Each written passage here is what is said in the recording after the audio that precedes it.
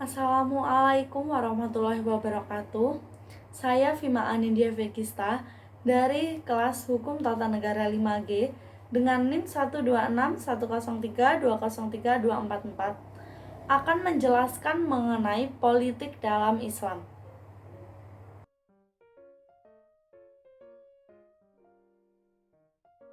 Menurut Ramlan Surbakti, politik adalah interaksi antara pemerintah dan masyarakat dalam rangka pembuatan dan pelaksanaan keputusan yang mengikat tentang kebaikan bersama masyarakat yang tinggal dalam suatu wilayah tertentu. Sedangkan menurut teori klasik Aristoteles, politik merupakan usaha yang ditempuh warga negara untuk mewujudkan kebaikan bersama. Adapun pengertian politik secara bahasa, dalam bahasa Arab disebutkan as-siyasah yang berarti mengelola, mengatur, dan melarang sesuatu. Menurut Yusuf Qaradawi dalam Kamus Al-Kamil, politik merupakan semua yang berhubungan dengan pemerintah dan pengelolaan masyarakat.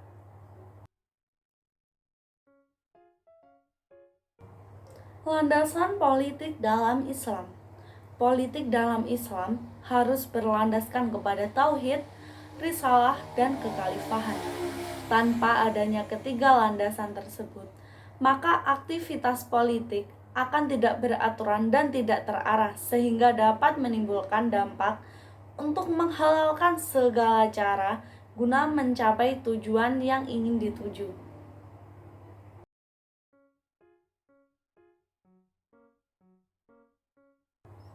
Islam merupakan sistem hidup dan agama Islam bersifat universal yang tidak mengenal istilah pemaksaan dalam ajarannya.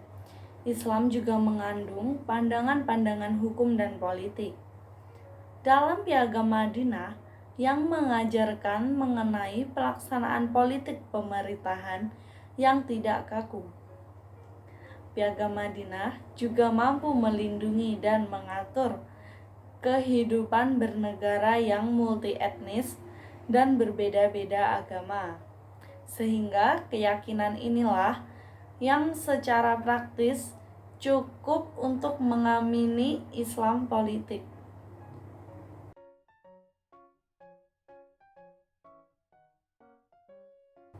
Islam memang memiliki konsep yang khas tentang politik.